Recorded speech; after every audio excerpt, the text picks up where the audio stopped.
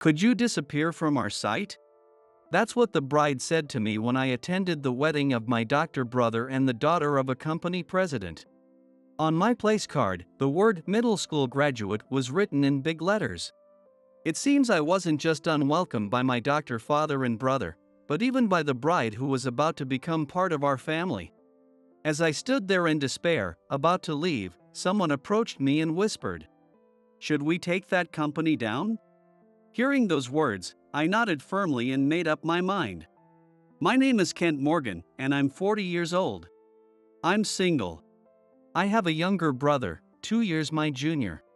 His name is Kyle. Unlike me, who was just a middle school graduate, Kyle excelled in both academics and sports.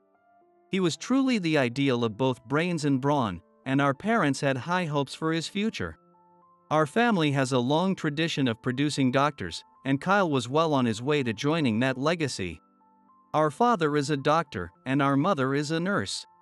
But I was sickly from a young age, and because I was preparing for surgery right after middle school, I couldn't enroll in high school. My mother sympathized with me and always stayed by my side, but my father and Kyle were harsh, accusing me of being too dependent on her. They often made unreasonable claims, like blaming my poor health on my weak spirit. I can't count how many times I wished I'd been born healthy. But if I ever voiced those thoughts, I knew my mother would blame herself, so I kept them bottled up. Still, I wasn't the type to let my sickness define me. After finishing the surgery and calming down, I will do what I truly want to do. Someday, I want to live freely without relying on my family. If becoming a doctor was the only way to gain my family's approval, then I'd leave them behind as soon as I could. That's the resolution I made in my heart. After graduating middle school, I successfully underwent surgery, and 6 months later, I began putting my plans into action. I started with a part-time job at a restaurant. I was worried if they would hire someone like me with only a middle school education, but they welcomed me warmly, saying they didn't care about academic background at all. Apparently, my cheerful smile left a good impression, and that's what led to my hiring, Shane later told me. I hadn't even realized it, but hearing that filled me with joy. From then on, I threw myself into learning the job, mastering the art of customer service. Before I knew it, I had turned 20. By that time, I had saved up enough to start living on my own, which drastically reduced my time spent with my family. When I first started working, my father and Kyle had mocked me, saying that someone with only a middle school education wouldn't last at anything. But when I told them I was moving out, they let me go without a word. I had expected them to say something like, "You'll never last living on your own," so their silence surprised me. Now, I live independently and comfortably away from my family. I occasionally stay in touch with my mother or meet her, and through her, I hear about my father and Kyle's lives. Apparently, Kyle graduated medical school and became a doctor. He's now working alongside my father, helping run his hospital. It's impressive how he manages to thrive under the watchful eye of someone as strict as our father. That thought often crosses my mind. Looking back, the gap between Kyle and me had always been clear. This realization hit me once again. But I couldn't let it get to me. I resolved to focus on the work I'd been given and give it my all. With that renewed determination, I poured myself into my job. Before I knew it, I had turned 39. Though many things had happened during that time, I spent every day meaningfully. Then, at the end of the year, I received some surprising news while visiting my parents' home as I did every New Year. Kyle had received a marriage proposal. The bride-to-be was the daughter of a company president, a woman named Anne.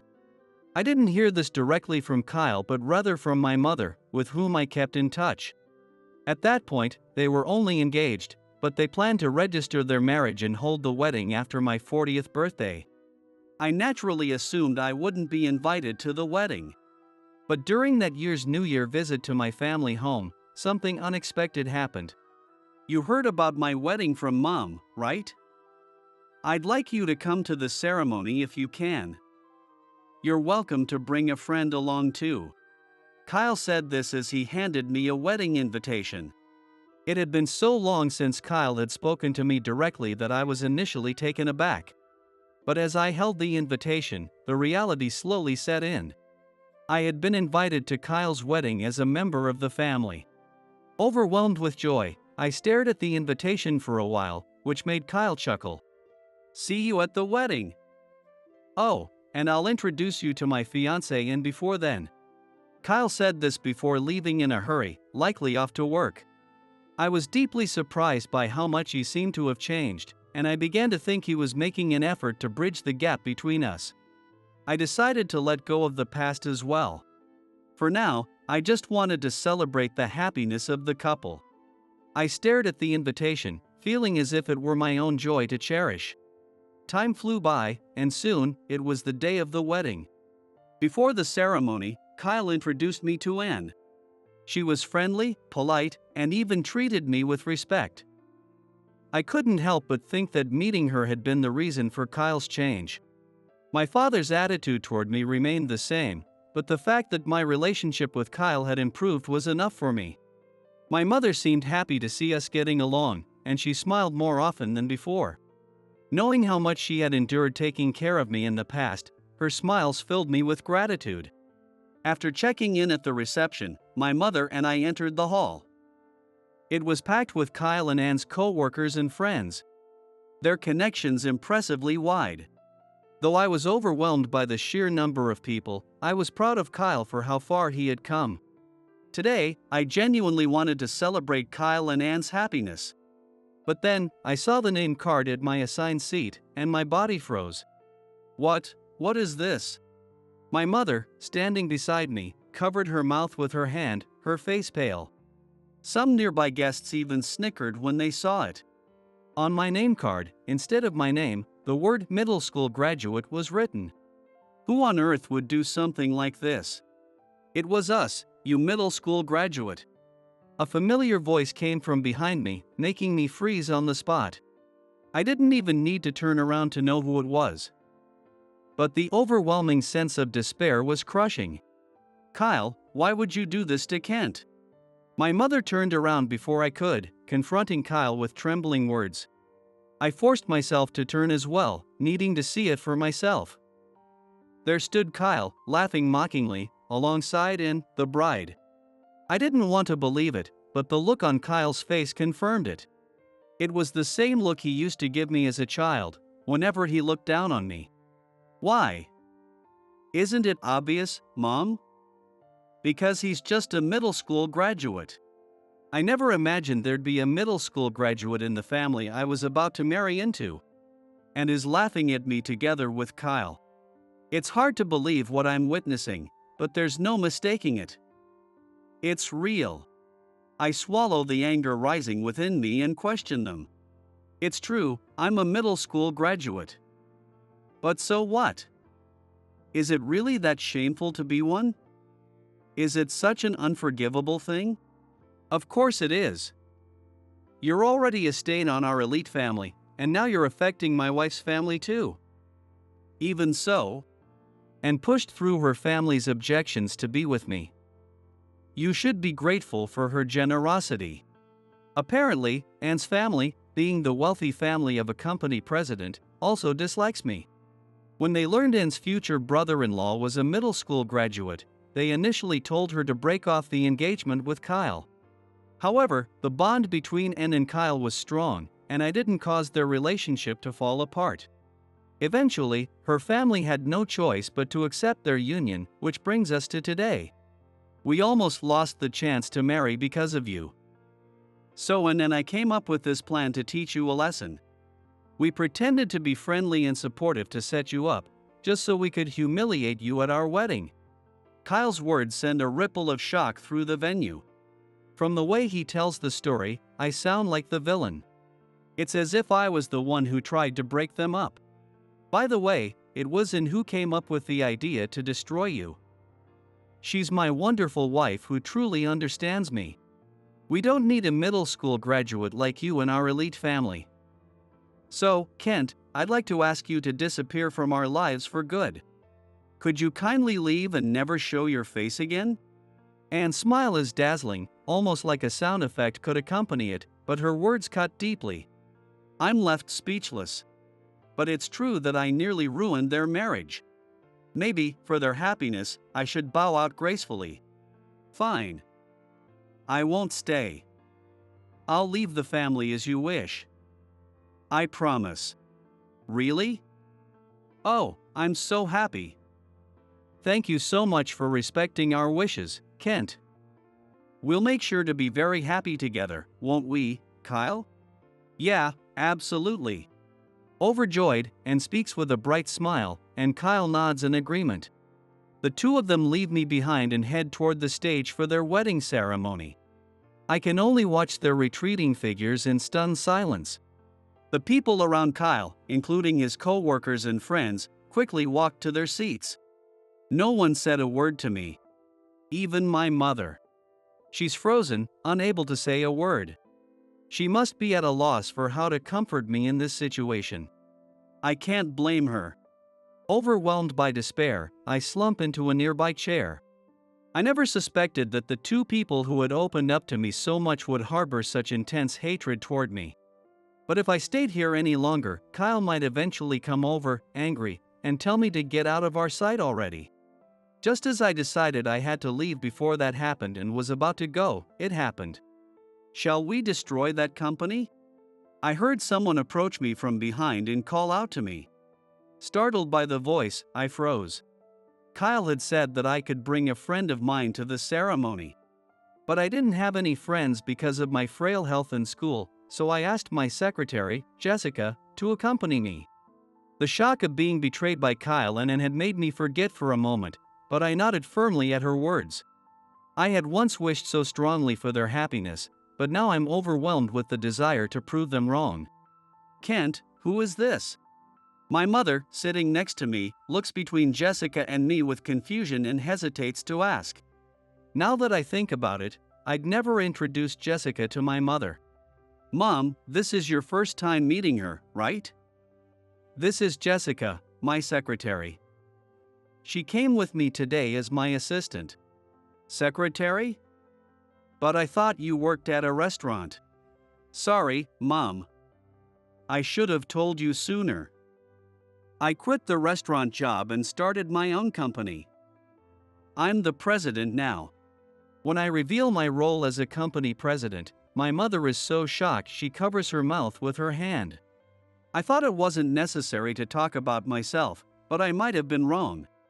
If I had told Kyle and Anne earlier that I'd started my own company and become a president, maybe none of this would have happened. With that thought, I stood up from my seat. I couldn't just sit idly by. Sharpening my gaze, I looked toward Kyle and Anne, who were radiating happiness as though they hadn't just spat cruel insults at me moments ago. Leaving the seat labeled middle school graduate, I made my way toward the two of them. Hey, what's your deal? Didn't we just tell you to get out of our sight? Why are you crawling back here? Kyle's face contorted with irritation as he saw me approaching the stage where the bride and groom stood. Beside him, and suddenly burst into laughter as she looked at me. Oh my, Kent. Are you so uneducated that you can't even understand words? At this point, I almost feel sorry for you. Anne's words made Kyle laugh along with her as they mocked me yet again. But I remained calm, looking at the two of them. The ones to be pitted were Kyle and Anne. They didn't realize they were about to face their own downfall. I just have one last thing to say. I realized I haven't introduced the person who came here with me today. I thought you'd like to meet them. Ha! Like I care about whoever came with you. What, another middle school graduate like you? Ignoring their sneers, I introduced Jessica. This is Jessica, my secretary. Since I don't have any friends, I asked her to accompany me today. Your secretary? Don't make me laugh. You probably hired her from some agency. An agency? No, I am Mr. Morgan's personal secretary, and I assist him in his role as president. What? When Kyle mocked me, Jessica immediately and firmly denied it. Both Kyle and Ann are now visibly shocked to hear Jessica refer to me as president. Ha! My brother, a president? Jessica, was it? You don't have to go out of your way to humor him by calling him that. Actually, now's a good time to clear things up. I really am a president. I pulled a business card case from my suit pocket, took out a card, and handed it to them. They snatched it from me and quickly scanned its contents. Sure enough, the card bore my name, the company's name, and my title as president. This is just a piece of paper. You must have had it faked. Want to confirm it? I pointed to the phone number listed on the card. Clearly flustered, Kyle clicked his tongue in irritation but reluctantly pulled out his phone from his tuxedo pocket and called the number. After a while, a staff member answered. When he gave them my name to confirm, they indeed said I was the president. After ending the call, he began trembling uncontrollably. See? It's true, isn't it? No way. It could just be someone with the same name. That's not true. Kyle. Ha! To everyone's surprise, it was Ann who was the first to deny Kyle's words. She had been silent and motionless ever since she checked my business card, and for good reason. She is the daughter of a company president. Seeing the name of my company, she probably couldn't hide her shock. Her face had turned pale. What? What do you mean, Ann? Why are you acting like this? That's because the company on this card, it's one of my father's business partners. Ann's words sent shockwaves through not only Kyle but the entire venue. A business partner? So what? There's no way his company is bigger than your father's, right? No, it's actually the other way around. If my father lost the contract with this company, it could lead to bankruptcy. That's impossible. Reality hit Kyle like a truck, leaving him utterly speechless. And seems to have already admitted defeat, her head hung low in despair. It looks like I've successfully proven that I'm truly a company president. Shh. Kyle glared at me, his fists clenched in frustration, our eyes meeting in a clash of triumph and bitterness. But I decided it wasn't worth engaging with him further. Instead, I shifted my gaze to Ann, who had clearly given up. And it seems your father, Mr. Mason, isn't here yet due to his business trip. I imagine he'll arrive soon to see you in your wedding dress. However, since I'm leaving now, I'd like to leave him a message. A message. Ann's voice trembled, her nervousness almost laughable. Looking at her now, I could see just how foolish she truly was. Please let him know that I intend to terminate our business contract. He can ask you for the details. If you do that, my father's company will go bankrupt. That's cruel. I'm perfectly fine with that. After all, we're no longer family. We're complete strangers. Besides, wasn't it you who told me to disappear from your life? Rest assured, I'm quite good at following through on my promises. I smiled at her, and with that, Ann's face turned even paler as she collapsed to her knees. Ignoring her, I turned my back to Kyle and Ann and signaled to Jessica. Jessica, I'm assigning you a task. Immediately terminate the contract with the bride's family's company. Understood, Mr. Morgan. With a polite bow, Jessica followed me as I descended from the stage. On our way out, I noticed Kyle's friends and colleagues staring at me in disbelief, but I didn't care. Mom, I'll be in touch. I'm heading out now. After returning to my seat, I turned to my mother, who still looked utterly shocked, as if she couldn't believe what had happened. I said my final words to her and headed toward the exit of the venue with Jessica. Just then, as if to block our path, someone appeared in front of us. What do you think you're doing, Dad? Kent. You've become a president? And you pull this kind of stunt? You're nothing but a curse to this family. The person who stood in our way was none other than my father. He, too, seemed shocked by the fact that I was the president. Perhaps due to his extreme agitation, his words were harsher than usual. He pointed toward the stage, where Anne was crying uncontrollably, and Kyle was trying to console her. At a glance, it might seem like I had ruined the wedding, but the truth was, they had brought this upon themselves. "So now you're talking to me, huh? After all this time of ignoring me, you show up just to say that?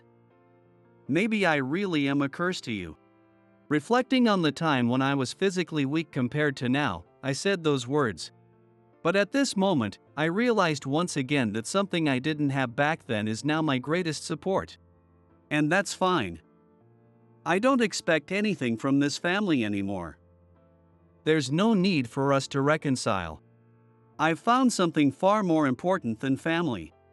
I glanced at Jessica, and when she noticed, a soft smile formed on her lips. I had my company, my employees, and a reliable secretary in Jessica. With them by my side, I had nothing to fear. What happened to Kyle and Anne is their own doing. They're wolves in sheep's clothing. An elite family? How long are you going to cling to that illusion? A person's worth isn't defined by their education or their past. Whether your actions were right or wrong will be revealed in time. You insolent! Ignoring my father's outburst, Jessica and I walked past him and finally left the venue. After walking some distance and leaving the venue's property, I suddenly stopped and sank to the ground. "Are you all right, Mr. Morgan?" Jessica crouched beside me, her voice filled with concern. Since I had told her about my health issues and family history, she likely assumed that the confrontation with my family had taken a toll on me. "Sorry, I'm fine. The tension just hit me all at once. Even someone as composed as you gets nervous, Mr. Morgan? That's surprising." She seemed genuinely taken aback, but I quickly corrected her. "I'm human too. Of course, I get nervous. Even though he's my father, it took a lot of courage to face him and speak for the first time in a long while. My hands are still trembling. But I felt relieved. I had said everything I wanted to say. Jessica, thank you for accompanying me today. I feel like I've finally let go of everything tied to my family. I'm glad I could be of help." Standing up, I expressed my gratitude to Jessica, who smiled warmly at me in return. Later, my mother contacted me and shared what had happened at the venue after I left. Apparently, the wedding had turned into something resembling a funeral. Some guests were puzzled as to why the family didn't know that the middle school graduate older brother was actually a company president. Others found the whole situation ridiculous and left early. And reportedly cried nonstop, playing the victim, but when her father, Mr. Mason, arrived and she explained what had happened, he was absolutely furious. He stormed out of the wedding and began bombarding my phone with calls. Of course, I didn't answer a single one. The contract termination? Jessica handled it all perfectly. She truly is an exceptional secretary. The day after the wedding, poetic justice came swiftly for both Kyle and Anne. Kyle's behavior toward me at the wedding became the talk of his hospital. He was criticized as heartless and cruel. And his reputation within the medical community plummeted.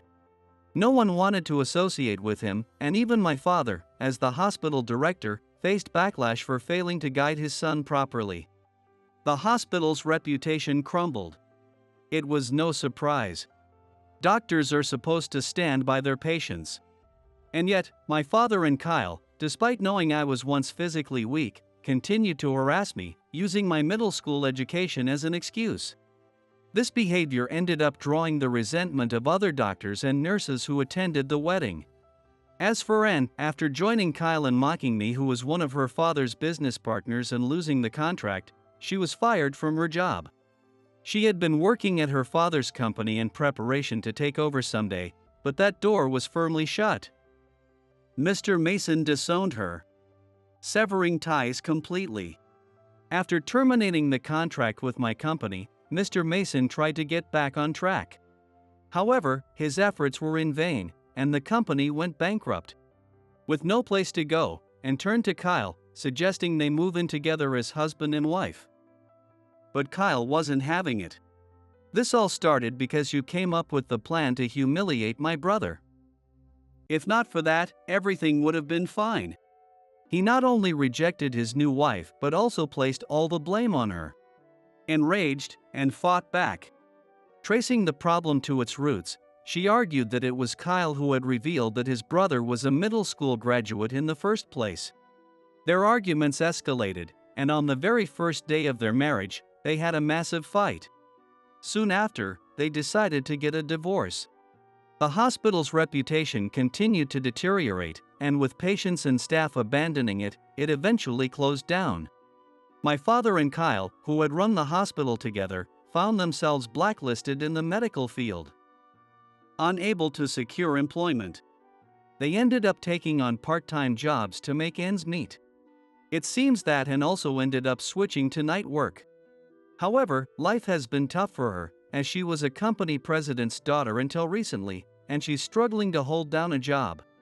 I heard all about what happened to Kyle and the others from my mother. After the wedding, my mother divorced my father. We were no longer bound by the toxicity of my father and Kyle and had begun living a freer, happier life. Wanting to repay my mother for all her sacrifices, I gifted her a luxurious apartment. Though she said it was too much for her, I insisted. After all, she had raised me with love and care, even when I was weak and sickly. This was the least I could do. I'm glad you were able to make your mother happy, Mr. Morgan. Jessica, who had listened to my story about my family, said this with a gentle smile. It's all thanks to my dependable secretary, yet she never shows it on the surface. I truly think she is a remarkable person. As a company president, I am far from perfect. But I vow to follow Jessica's example and continue striving to grow as both a professional and a human being.